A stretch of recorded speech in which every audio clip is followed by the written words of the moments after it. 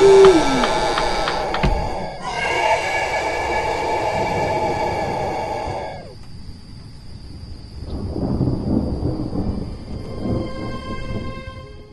welcome back to my channel. I'm SD Kelly.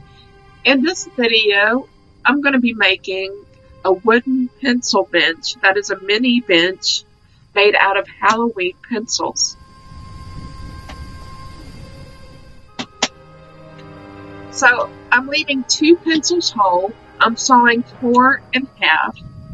They don't have to be exactly in half, but I'm going to hold up each together to make sure that they're sawed in the same place. Then the remaining 6, I'm just going to saw off the eraser tips right where the metal begins.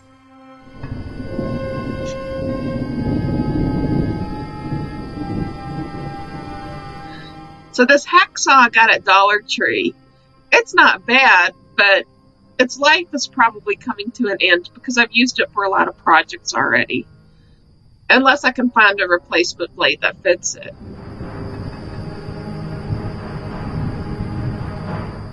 So here I'm just taking some household cleaner, some non-toxic household cleaner, and just wiping off the graphite dust.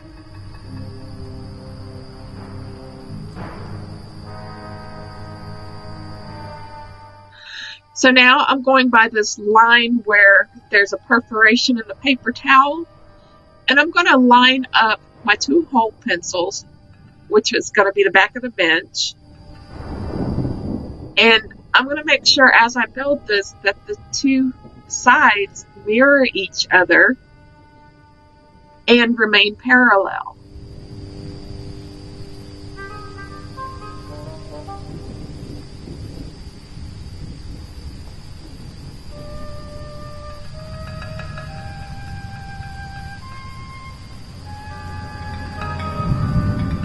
So now I'm just going to hot glue the pieces together.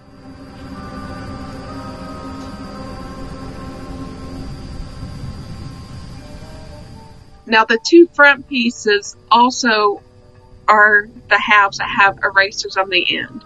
The erasers kind of serve as a padding to whatever surface it's sitting on.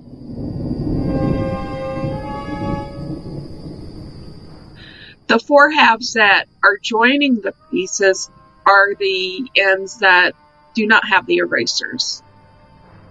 So now this part is completely optional. I just like the way it looks. I'm taking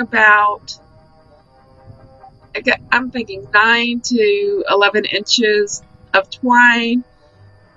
That is 8 pieces each to tie where the wood meets, where it conjuncts. And I'm just going to do like a simple crisscrossing tie method. I like the way that it looks, and I like the support that it provides.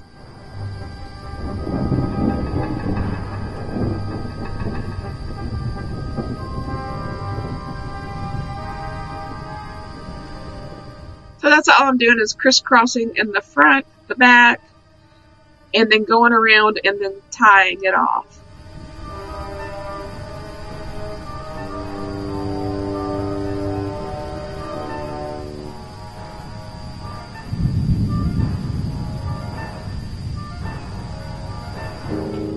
And in some cases I'm adding just a dab of glue just to be sure.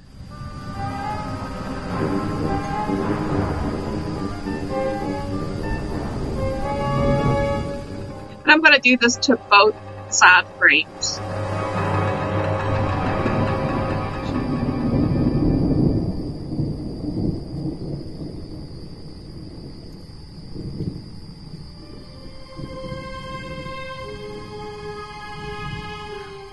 So here I am taking the longer pieces that have no erasers on them,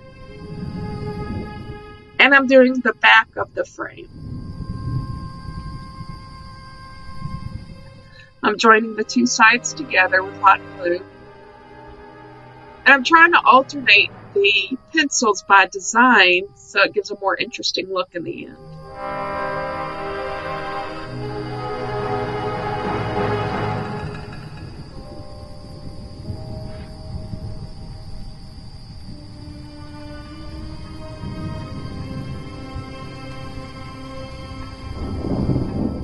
So I'm just taking the rest of the Dollar Tree Halloween pencils and gluing on the seat.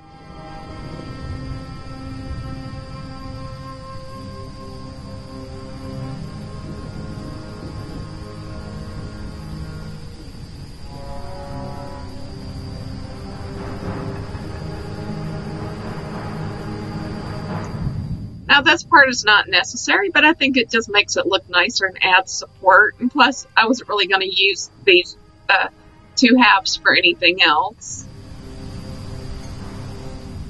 The eraser tips that I cut off, I can use the metal parts to make beads and use the eraser parts as earring backings for display purposes. So I try not to waste anything. I try, if I can. I mean, it's not realistically possible every time, but I do try to be environmentally green when it comes to my arts and crafts. As long as it's realistic. I don't want to look like I belong on Hoarders, of course, but I do try to utilize everything that I have, and I have an organization system for things that are left over from my arts and crafts. And maybe one day I'll do a video of how I keep all that organized. A lot of things I will upcycle or recycle. Now here, I'm just giving a simple Dollar Tree skeleton a makeover. I'm going to put some clothes on it.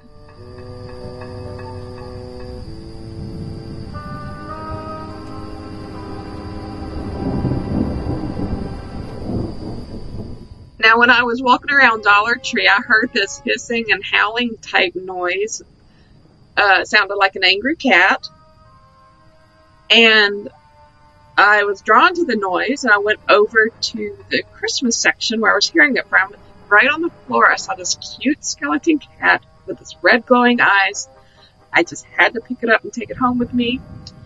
Here, I'm just making it look a little more dirty. Now, it's got like a switch on its butt that turns on the sensor, and it will light up its eyes and howl and whatever noises it makes.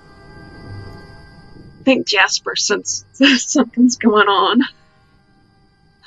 Okay. Now listen to this. Oh yeah.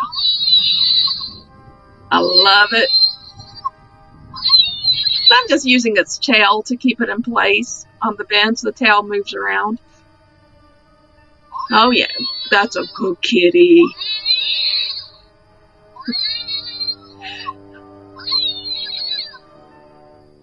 Oh my goodness, look who wants to see what's going on. Hope Jasper doesn't get jealous.